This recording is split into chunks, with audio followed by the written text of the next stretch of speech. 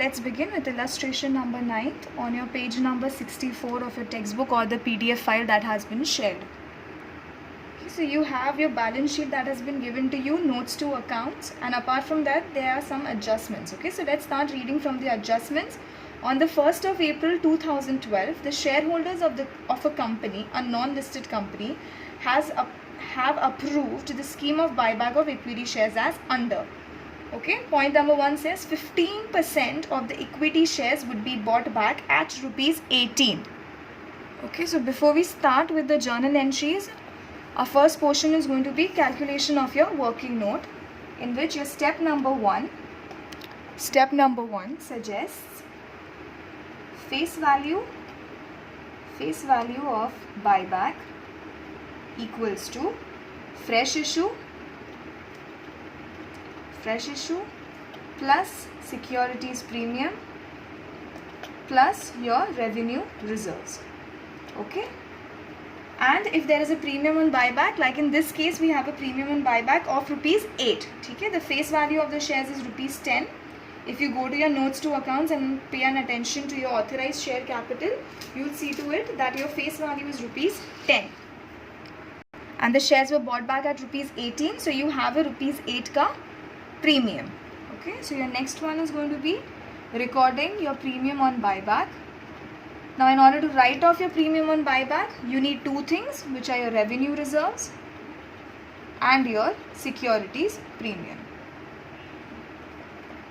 Alright, this working, we'll start making this working. So according to your adjustment number 1, 15% of the equity shares would be bought back at rupees 18. Abhi 15% of your equity shares. So equity shares kitna hai hamare paas? First we'll check that. Okay, so you have your equity shares of rupees 30 lakhs. Okay, from your notes to accounts, the issued, subscribed and called up 3 lakh shares of rupees 10 hai, which means your 30 lakhs ka 15% is going to be your 30 lakhs and 15% is going to be 4,50,000. That is going to be your face value of buyback. ठीक है, premium हम नीचे record करेंगे. पहले तो we will take 15% of your 3 lakh shares is your 45,000. 45,000 into rupees 10, that is per share value, will give you 4,50,000 as your face value of buyback. ठीक है, I'll write down over here 3 lakh का 15% into rupees 10. ठीक है, is it visible? हाँ, 3 lakh का 15% into rupees 10 का face value is giving you face value of buyback, that is 4,50,000. Okay, now you have the option of fresh issue, securities, or you can take it from your by the creation of CRR. ठीक है, तो देखते हैं fresh issue के बारे में हमें कुछ दिया है क्या. Adjustment number 2 is telling you general reserve balance may be utilized for this purpose. Premium paid on buyback of shares should be met from securities premium account. Okay, so this premium met on buyback is supposed to be met through securities premium account. ठीक है, तो हमारे this particular sum में we will not be using your revenue reserves because they have specifically said to us in your adjustments, and we have investments would be sold. So fresh issue के बारे में बात नहीं हुआ है, so you have no fresh issue in this case. ठीक है, let's see. We have to resort to creation of your CRR. Okay, now we have to be careful with this thing. क्या बोला है हमें यहाँ पर? The premium on your buyback is supposed to be from your securities premium. Okay, premium buyback is supposed to be written off through your securities premium. Securities premium का amount क्या दिया है हमें? Securities premium is of your 7 lakhs का securities premium we have in this particular sum. तो अभी क्या है ना, अगर ऊपर हमने securities premium पहले utilize कर दिया ना, तो हमें नीचे बहुत problem हो जाएगा. फिर हमें the premium on buyback amount का हमें अंदाज़ा नहीं आएगा, and this will be utilized more over here, and यहाँ पे हमें पास बचेगा नहीं. So first priority we will be given to this security premium rather than taking it on the face value of buyback. Okay, first let's calculate the premium on buyback amount.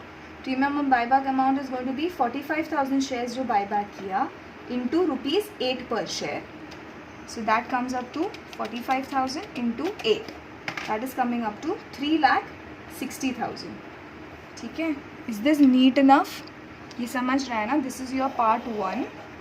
Okay, so step 1 का part 1 and this is step 2 का part. Step 1 का ही part 2. ठीक है, तो हम पहले first priority इसी को दे के ख़त्म कर देते हैं. Entire amount of 3,60,000 is to be taken from your securities premium according to the balance sheet that is given to you in your text book. Securities premium is of 7 lakhs which means easily 3,60,000 आप utilise कर सकते हो. ठीक है, revenue reserve हमें नहीं utilise करना है, सिर्फ सिक्योरिटीज़ प्रीमियम करना है. ठीक है, तो entire premium on buy back would be written off using your securities premium account. अभी 7 lakhs का सिक्योरिटीज़ प्रीमियम था, उसमें से if you are using 3,60,000 to write off premium on buy back, कितना अमाउंट फाइनली बचा है to be utilise over year to for adjusting your face value? 3,40,000. ठीक है, let me repeat one more time. Premium on buy back के लिए adjustment है adjustment number 3 which is suppose to be met by only using your securities premium. तो अगर हमने पहले ये कैलकुलेट कर दिया ना तो हमारा सिक्योरिटीज़ प्रीमियम खत्म हो जाएगा पहले ही, and we will not be able to use it to write off your premium on buy back जो हमें एडजस्टमेंट में बोला है.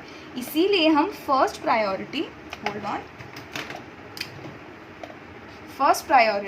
इसीलिए हम लोग प्रीमियम ऑन बाय बैक को दे रहे हैं. चलो, अभी 3,60,000 का सिक्योरिटीज़ प्रीमियम यूटिलाइज कर दिया, तो out of 7 lakhs of securities premium 3,60,000 का यूटिलाइज कर लिया, तो अभी भी 3,40,000 का बच रहा है securities premium to be utilised for your face value of buy back in the creation of CRR. ठीक है, CRR क्रिएशन के लिए 3,40,000 अभी भी बच रहा है. तो बैलेंस कितना बाकी अभी रेवेन्यू रिजर्व में से ले लेंगे हम लोग. 4,50,000 का फेस वैल्यू था, 340 हमने सिक्योरिटीज़ प्रीमियम ले लिया, सो बैलेंस ऑफ 1,10,000 हम रेवेन्यू रिजर्व्स में से ले लेंगे. ठीक है, so this is ready. Now we will go to your journal entries. Step number 2 is going to be your journal entries. Step number 2 is your journal entries, out of which your first one is going to be fresh issue का journal entry. There is no fresh issue in this case, so this gets ignored. ठीक है, step number 3 would be CRR creation का entry. ठीक है, CRR creation का journal entry. चलो, CRR creation हम कैसे create कर रहे हैं? Securities premium and revenue reserves use करके. So you have your CRR creation का entry will be securities premium account debit by 3,40,000. ये देखो 3,40,000 का CRR में हमने यूज़ किया है. Revenue reserves we have utilised as 1,10,000 and the total amount that goes into creation of your CRR is going to be 340 plus 110, that is nothing but your 4,50,000. ठीक है, ये हमारा सेकेंड जर्नल एंट्री हो गया. ठीक है ना. स्टेप नंबर 4 वॉज कुछ सेल ऑफ असेट या कुछ है, so we'll be dealing with that. Okay, so there is a sale of asset. If you go to see adjustment number 4 tells you investments would be sold for ₹4 lakhs. तो अभी cell of asset का क्या entry होगा? Investment sell हो रहा है, मतलब bank आ रहा है. ठीक है, बैंक अकाउंट में 4 lakhs इन्वेस्टमेंट है. Okay, go back to your balance sheet and balance sheet asset side पे देखो, नॉन करंट इन्वेस्टमेंट्स का अमाउंट हमें 3,70,000 दिया हुआ है. ठीक है, so what is happening, investments आपका कितना था? 3,70,000 का इन्वेस्टमेंट्स था, आउट ऑफ विच आपने सेल कितने पे किया? 4 lakh पे किया. तो the balance amount is going to be your profit on sale of investment, that is of 30,000. ठीक है, तो ये आपका हो गया step number 4. Okay, next is अपना step number 5 is the 3 basic entries, है ना. 5.1 is your face. 5.1 was your buy back due का एंट्री. ठीक है, बाय बैक ड्यू का एंट्री क्या है हमारा? Equity share capital account debit. ठीक है, equity share capital account debit is going to be by what amount is going to be debited by your face value of buy back. So 4 ये हो गया, 4 steps तक हमारे पास हो गया 4,50,000. Next is going to be your premium on buy back. Premium पे हमने उसको बाय बैक किया है, so premium on buy back is your 3,60,000. मतलब इक्विटी शेयर होल्डर्स को आप कितना देने वाले हो? आप फेस वैल्यू तो देने वाले हो, प्लस प्रीमियम पे आप दे रहे हो. So 450 plus 360, that is nothing but your 8,10,000. ठीक है, next is going to be your entry number 2. Okay, your entry number 2 is nothing but your write off your premium, write off your premium on buy back. ठीक है। अभी premium आया था, जब premium due था तब हमने डेबिट किया था, प्रीमियम राइट ऑफ करते टाइम पे प्रीमियम क्रेडिट साइड पर आएगा। To premium on buy back 3,60,000। Go back to your working and see आपने वो प्रीमियम राइट ऑफ करने के लिए क्या यूज़ किया है। ये वाले वर्किंग में देखो, you have utilise securities premium, so your securities premium account is going to be debited by 3,60,000, ठीक है। And your final and your last entry is going to be the amount that is finally payable to your shareholders. So that is going to be equity shareholders account debit to bank account, ठीक है। And finally कितना payable है equity share holders को, 8,10,000। So let me repeat again, रट्टा मारने और की ज़रूरत नहीं है, जर्नल एंट्रीज बहुत ईजी है। फ्रेश इशू हमारा हुआ नहीं है इन दिस केस, तो फ्रेश इशू का एंट्री नहीं है। सेकंड, हमने CRR क्रिएट किया है तो CRR का एंट्री आ गया।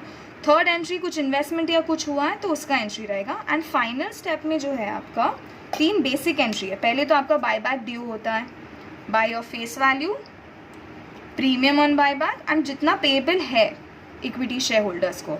अभी इतना पेएबल है तो लास्ट एंट्री में उतना हम पे कर देंगे इक्विटी शेयर होल्डर्स को, ठीक है। प्रीमियम ऑन बाय बैक आया है, ड्यू था एंड अभी उसे राइट ऑफ कर देंगे, ठीक है। So this is the logic, रट्टा मारने की नहीं ज़रूरत है हमें कोई भी जर्नल एंट्री को।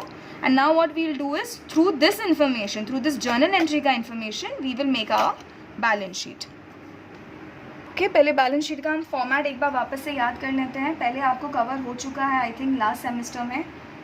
First one is going to be, this is the basic format, हाँ, पूरा डिटेल फॉर्मेट नहीं है, ये आपका बेसिक फॉर्मेट है, इक्विटी एंड लायबिलिटीज, जिसमें your first portion is going to be share holders funds, ठीक है। फर्स्ट आपका है शेयर होल्डर्स फंड्स, उसमें से a part is share capital, A part is share capital, B part is going to be reserves and surplus, ठीक है। इसके बाद अपना सेकंड आता है non current liabilities. Non current liabilities कुछ भी है इन केस तो we leave some space. Third one in this case is going to be your current liabilities, your current liabilities and then you have your total, then you have your total.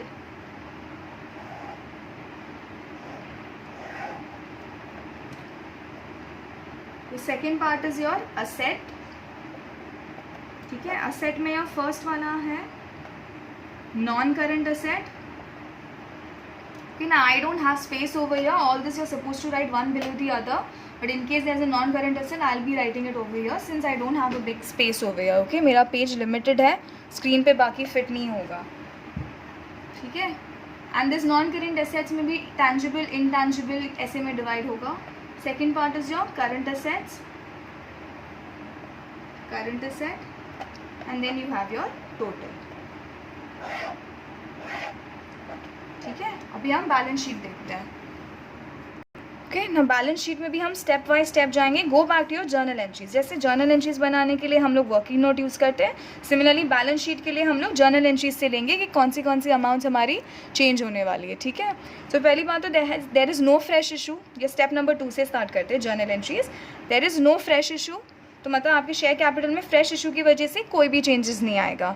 Third one is going to be CRR creation. अभी CRR creation हो रहा है, मतलब कुछ ना कुछ अपना securities premium and revenue reserves involve हो रहा है, सो वो जाके चेंजेस हमारे बैलेंस शीट में हो जाएंगे। In our new balance sheet the securities premium and revenue reserves amount will be changing, ठीक है। So let's start with the securities premium amount, ठीक है। सिक्योरिटीज़ प्रीमियम आपको आपकी टेक्स्ट बुक में 7 लाख अमाउंट दिया है, ठीक है। अभी जर्नल एंट्रीज में देखते हैं। जर्नल एंट्री नंबर 3 में 7 लाख में से, okay, this is your journal entry number 3. So if you see out of 7 lakhs का securities premium 3,40,000 हमने CRR क्रिएशन में डाल दिया, तो माइनस 3,40,000। और कुछ हुआ है क्या सिक्योरिटीज़ प्रीमियम का? Read all the journal entries again one by one and let me know कि सिक्योरिटीज़ प्रीमियम में और कुछ भी चेंजेस हुआ है। इफ़ यू सी 5.1 में भी सिक्योरिटीज़ प्रीमियम नहीं है, 5.2 में वापस से सिक्योरिटीज़ प्रीमियम क्या हुआ है, राइट ऑफ करने के लिए यूज़ हुआ गया है, ठीक है। प्रीमियम ऑन बायबैक को राइट ऑफ करने के लिए सिक्योरिटीज़ प्रीमियम ही यूज़ किया गया है, मतलब 3,40,000 में से सॉरी नॉट 3,40,000, 7 लाख में से 340 चला गया, 360 बचा हुआ था एंड माइनस 3,60,000 फिर से हमारा यूज़ हो गया. बेसिकली सिक्योरिटीज़ प्रीमियम में कितना बचा है अभी अमाउंट जो हम बैलेंस शीट में ट्रांसफ़र कर सकते हैं? 0.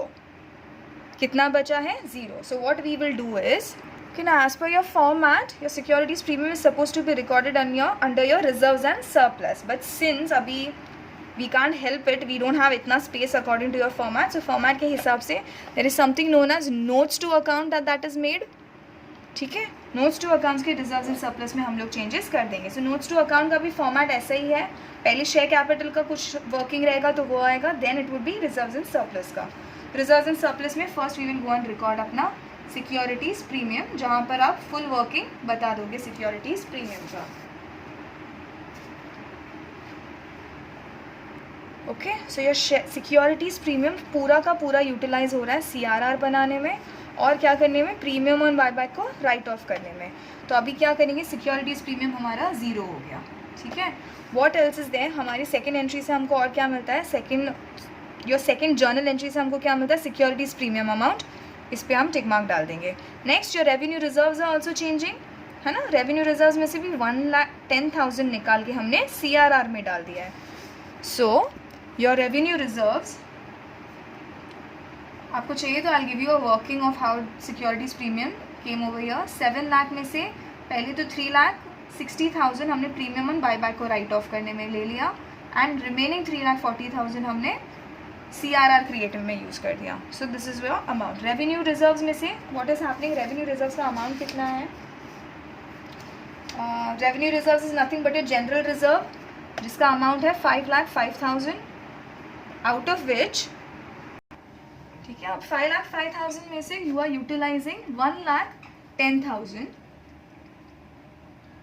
You are utilising CRR creation में.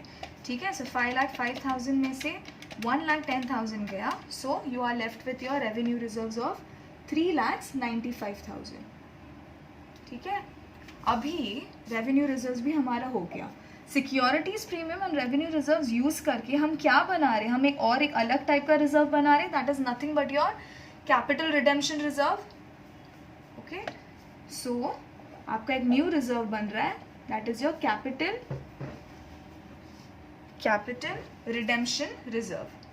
ठीक है, कैपिटल रिडेम्पशन रिजर्व किन दोनों चीज़ों को मिला के बन रहा है? Securities premium and your revenue reserve से. That is nothing but your 3,40,000 का सिक्योरिटीज़ प्रीमियम प्लस 1,10,000 का योर जनरल रिजर्व. ठीक है, so how much is that coming to? 3,40,000 plus 1,10,000, nothing but your 4,50,000. Okay,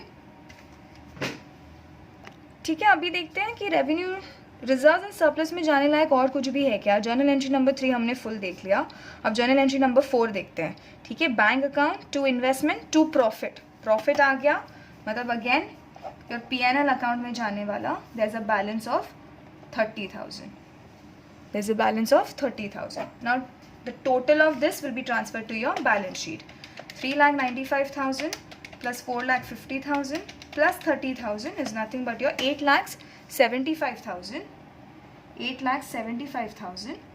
which will be transferred into your liability. ठीक है, reserves and surplus. Working note number 2 है यहाँ पर.